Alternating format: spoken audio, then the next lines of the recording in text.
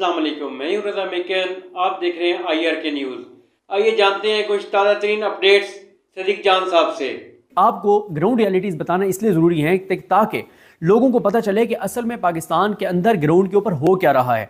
ये जो एक टीवी चैनल्स के ज़रिए करोड़ों अरबों के इश्तिहारात दिलवाकर और टीवी अखबारात में करोड़ों अरबों के इश्तिहारात दिलवाकर टीवी चैनल्स के ऊपर सोशल मीडिया के ऊपर फेक ट्वीट्स करवा के ये जो परसेप्शन बनाने की कोशिश की जा रही है, चीज़ों को नॉर्मलाइज करने की कोशिश की जा रही है, उसके लिए ज़रूरी है कि व्लॉग्स के अंदर सोशल मीडिया पे तमाम चीज़ें हाईलाइट की जाए ताकि लोगों को थोड़ा सा ना, एक तो वैसे तो गो के इसमें कोई शक नहीं है कि पूरे पाकिस्तान को पता है कि इन्होंने पाकिस्तान को जिस तरह से तबाह और बर्बाद कर दिया, पाकिस्तान की बुनियादें हिला दी हैं, लेकिन करंट इश्यूज क्या हैं, आज के दिन क्या हो रहा है, किस मकाम पर क्या सूरत हाल है, उससे एक ये हो जाता है कि चीज़ें अब इकट्ठी सामने आती हैं तो थोड़ा सा वो लोगों की यादाश्त में भी रह जाती हैं, लोगों की इंफॉर्मेशन में भी इजाफा होता है और कहीं पे बात करने में भी आसानी होती है, काउंटर करने में भी आसानी होती है और ख़ास तौर पे उन इश्तिहारात कितने वो झूठे हैं उसका भी आपको अंदाज़ा हो जाएगा।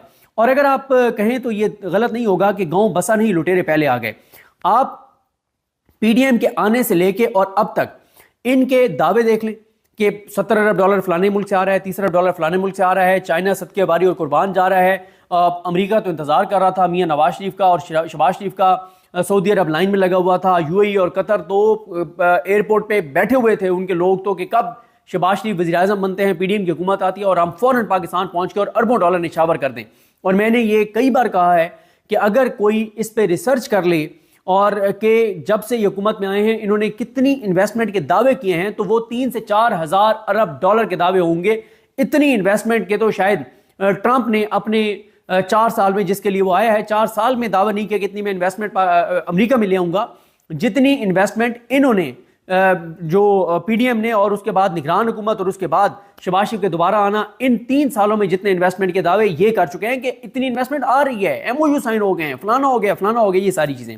लेकिन हालात ये हैं कि अभी मैं जब आप फैक्ट्स आपके सामने रखूंगा तो आपके लिए शॉकिंग होंगी ये चीज़ें कि किस तरफ चीज़ें जा रही हैं, ग्राउंड के ऊपर हालात क्या हैं और इनकी तरजीहात देख लें। तरजीहात ये हैं कि 50 रुकनी काबीना बन गई है, हर एक को नवाज दिया गया है। एज ए पाकिस्तानी ज़रा बैठ के सोचें, अपने आप से सवाल करें कि ये हमारा मुकद्दर ये लोग हैं, ये हैं पाकिस्तान के साथ मुखलिस हैं कि मुझे बताएं कि काबीना के नाम आपने देखे होंगे, कोई एक बंदा है जो आप कहें कि यार उसको जो वजारत दी गई है ना वाकई वो उसका एक्सपर्ट है, वाकई उसकी जरूरत थी? एक बंदा ऐसा नहीं है। बस इसलिए उनको उसको वजारत दी गई कि वो उस वजारत उस शोबे का एक्सपर्ट है, वो पाकिस्तान को फायदा देगा। सिर्फ इसलिए नवाजा गया है कि नवाज शरीफ ने अपने बंदे लगवा लिए, शहबाज शरीफ ने अपने लगवा लिए, मरियम ने अपने लगवा लिए, एस्टेब्लिशमेंट ने अपने लगवा लिए, हर एक ने अपने अपने बंदे लगवा लिए हैं। उनमें से कोई एक भी उस वजारत के लिए आप जस्टिफाई नहीं कर सकते। आप पाकिस्तान के साथ ये नहीं कह सकते कि पाकिस्तान के साथ ये इखलास का तकाजा था कि इस बंदे को ये वजारत दी जाए। एक बंदा ऐसा नहीं है। सिर्फ ये है कि इनको नवाजना था, और नवाजना किसके? अवाम के टैक्स के पैसों से। किस अवाम के टैक्स के पैसों से? वो मैं आपको बताता हूँ। एक तरफ जजों की तनख्वाहें कई गुना बढ़ा दी, वजीरों की तनख्वाहें बढ़ा दी, MNAs की तनख्वाहें बढ़ा दी, MPs की बढ़ा दी, सेनेटर्स की बढ़ा दी, और फिर करोड़ों अरबों रुपए के टीवी चैनल के ऊपर इश्तिहारात, और अब काबीना, और इतनी बड़ी बड़ी। तो अभी इन्वेस्टमेंट जो इन्होंने दावा किया, एक इन्वेस्टमेंट इनके कहने पे नहीं आई, एक इन्वेस्टमेंट नहीं आई। आप वो बिलावल के वो दावे उठा के देखें, याद करें कि पता नहीं वो डोनर्स कॉन्फ्रेंस में इतने पैसे आ रहे हैं, कहां गए वो पैसे? आए हैं तो कहां लगे, नहीं आए तो क्यों नहीं आए? ये जो आप रोज दावे करते हैं कि फलाने मुल्क से इतना आ रहा है, फलाने मुल्क से इतना आ रहा है, फलाने मुल्क से इतना आ रहा है, वो भाई इन्वेस्टमेंट।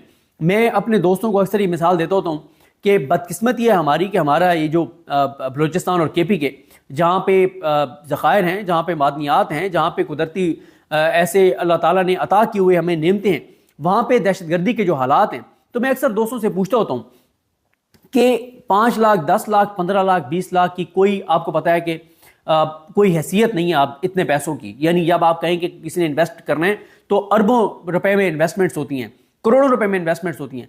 तो मैं अक्सर दोस्तों को ये कहता हूँ जो बड़ा सपोर्ट कर रहे होते हैं शहबाज शरीफ को कि नहीं वो बड़ा ज़बरदस्त उसने मुझे संभाल लिया, मैं उन्हें एक बात कहता होता हूँ, और वो जब कहते हैं कि इन्वेस्टमेंट वाकई आएगी, मैं उन्हें कहता हूँ कि ये बताएं कि अगर आपके पास 20 लाख रुपए हो और आपको कोई कहे कि यार एक बिजनेस है बड़ा ज़बरदस्त और वजीरिस्तान में वो बड़ा ज़बरदस्त बिजनेस चलने वाला है, 20 लाख रुपया तुम वहाँ इन्वेस्ट कर दो, या बलूचिस्तान के उन अजला में जहाँ पे इस वक्त सूरत हाल आपके सामने, वहाँ पे कर दो। मैंने कहा तुम 20 लाख में इन्वेस्ट करोगे? नहीं मैं बिल्कुल नहीं करूँगा, वहाँ जो हालात हैं दहशतगर्दी के। तो मैं उन्हें कहता होता हूँ कि तुम 20 लाख नहीं करोगे तो अरबों डॉलर कौन आके यहाँ पे इन्वेस्ट करेगा? अमन बहुत ज़रूरी है। और अमन कब आएगा? जब तरजीहात होंगी। तरजीहात क्या होंगी? जब मुल्क का सोचा जाएगा, जब अदलिया के ऊपर सारा फोकस नहीं होगा, पीटीआई के ऊपर सारा फोकस नहीं होगा, इमरान खान के ऊपर सारा फोकस नहीं होगा, अवाम के ऊपर सारा फोकस नहीं होगा, जब फोकस पाकिस्तान के ऊपर होगा और जब पाकिस्तान के लोगों की सपोर्ट उस पॉलिसी को हासिल होगी। और जो इस वक्त सूरत हाल है KPK की, उसमें मैंने नेक्स्ट वीडियो में बताना है, जो इमरान खान को कुछ पैगामात भेजे हैं KPK से MNAs ने, वो पैगामात क्या हैं उस पर बात करेंगे। अब जरा आप देखें कि एक तरफ मैंने आपको ये सारी चीज़ें बता दी, जो ये वजारतें इन्होंने बढ़ा ली, वजीर बढ़ा लिए, हर एक को नवाज दिया, और करप्शन, लूट मार, हर मामला। तो दूसरी तरफ ग्राउंड रियलिटी क्या है? ग्राउंड रियलिटी ये है, और ये सिर्फ मैं कल की खबरें आपको बता रहा हूँ, सिर्फ कल की खबरें। 90% जो कंट्रोल्ड मीडिया अखबारात के अंदर छपी हुई हैं, इनके अपने उन अखबारात के अंदर जहां पे आप एक लफ्ज भी बगैर इजाजत के नहीं लिखा जा सकता, उसमें जो चीजें आई हैं वो आपके सामने रखता हूं, तो आपको जरा अंदाजा हो। वफाकी हुकूमत का कर्जा, राना गुलाम कादिर साहब की खबर है, पाकिस्तान का जो कुल कर्जा है 72,123 अरब रुपए हो गया। 72,123 अरब कुल कर्जा। और सिर्फ मरियम नवाज और ये शहबाज शरीफ, ये जो एक साल हुआ है चाचा भतीजी को, और खास तौर पे जो चाचे ने कर्जा लिया वफाकी हुकूमत ने, भतीजी को तो छोड़ दें, 7,283 अरब। जरा इमेजिन करें, एक मिनट रुक जाए यहीं पे, जरा रोक दें वीडियो को और जरा इमेजिन करें, 7,283 अरब एक साल में कर्जा। 7,283 अरब एक साल में कर्जा बढ़ा है। कहां गया ये 7,283 अरब? चले कुछ पिछले के ऊपर सूद होगा, उसकी वजह से वो बढ़ा होगा, लेकिन 7,283 अरब बढ़ गया है। 1 अरब सोचें कितना होता है, 2 अरब सोचें कितने होते हैं, 7,283 अरब रुपए। कहां गया ये 7,283 अरब रुपए? ये कहां पाकिस्तान में खर्च हुआ है? भाई इंडस्ट्री आपकी बैठ गई है, एक्सपोर्ट्स आपकी कम हो गई हैं, नौकरियां नहीं मिली, आपने 2-2.5 लाख नौकरियां सरकारी खत्म कर दी, आपने सरकारी मुलाजिमीन की पेंशन आपने खत्म कर दी। अगर कोई सरकारी मुलाजिम ऑन ड्यूटी उसकी डेथ हो जाती है तो उसका कोई बच्चा भर्ती नहीं हो सकता। आपने अस्पतालों की आप निजकारी कर रहे हैं, अद्वियात हैं नहीं, ड्रामे आप कर रहे हैं जाके, जो MS वालों आपने ड्रामा किया, जो कल 3-4 अस्पतालों से खबरें आई कि वहां पे क्या सूरत हाल है। हेल्थ कार्ड आपने खत्म कर दिया, एहसास प्रोग्राम आपने खत्म कर दिया, लोगों की आसानियां आपने खत्म कर दी, खुदकुशियों पे लोग मजबूर हैं, गैस की कीमतें आपके सामने हैं, बिजली की कीमतें आपके सामने हैं, पेट्रोल और डीजल की कीमतें आपके सामने। कहां गए ये 7,283 अरब एक साल में? अच्छा, उसके बाद आ जाए जनाब, अब ये नया काम कर रहे हैं कि लोगों ने अपनी जेब से पैसा लगा के और सोलर लगवाए। सोलर का भी ये कर रहे जा रहे हैं कि पहले 27 रुपए फी यूनिट ये ले रहे थे, 27 रुपए फी यूनिट रहे, और वापस जब आप खर्च करते हैं बिजली, तो जब आपको देते हैं उसी घर को जिसमें सोलर लगा हुआ है, रात को जब देते हैं तो 42 से 45 रुपए फी यूनिट, और जब उसकी वो बढ़ जाती है, जब एक मयार से आगे गुजर जाते हैं वो यूनिट्स, तो फिर 80 रुपए यूनिट तक भी वो चला जाता है।